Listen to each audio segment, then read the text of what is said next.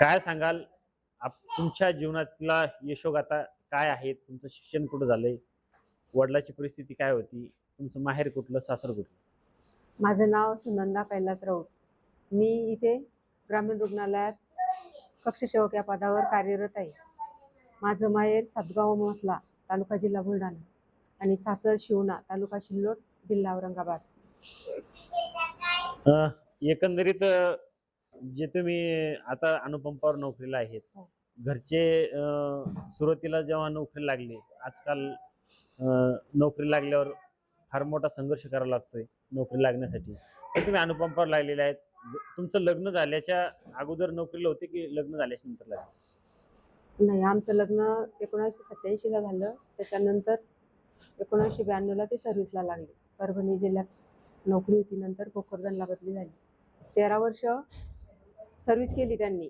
नंतर त्यांना आजार लागल्यामुळं 2006ला त्यांचं निधन झालं.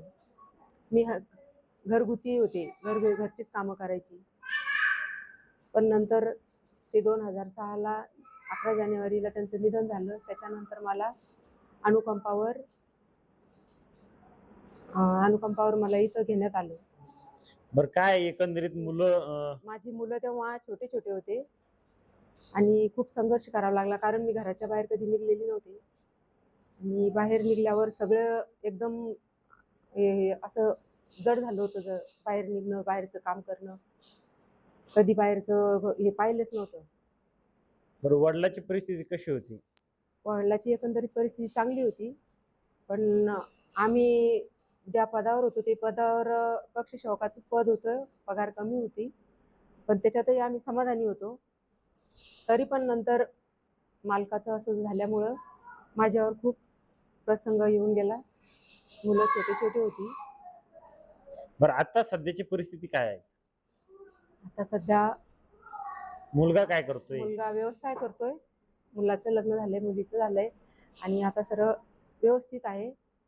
पहिल्यापेक्षा आता एकंदरीत बरं आहे. आता इथेच मला 20 वर्ष होत आहेत. मार्चमध्ये आता 23 मार्चला मला 20 वर्ष होत आहेत सर्व्हिसला. काय सांगाल, तुमच्यासारखे अनेक महिलावर प्रसंग आलेले आहेत आणि येतच असतात. या महिलांसाठी तुमचा संदेश काय? माझा संदेश असा असेल की न घाबरता, न डगमगता आपण आपल्या लेकरांच्या भविष्यासाठी खंबीरपणे उभं राहायला पाहिजे. कारण मी माझ्यावरून सांगते, मी जेव्हा सुरुवातीला काम करायला लागले तेव्हा मलाही खूप असं हे व्हायचं, घाबरायची मी. पण आत्ताची परिस्थिती अशी आहे की मला खूप डेअरिंग आली आहे. घाबरत नाही मी कोणत्याच गोष्टीला. आम्हाला रात्रंदिवस ड्युट्या कराव्या लागत्या, पण असं घाबरण्यासारखं काहीच नाही. आपली हिंमत हरू द्यायची नाही आणि आपण खंबीरपणे उभं राहायचं.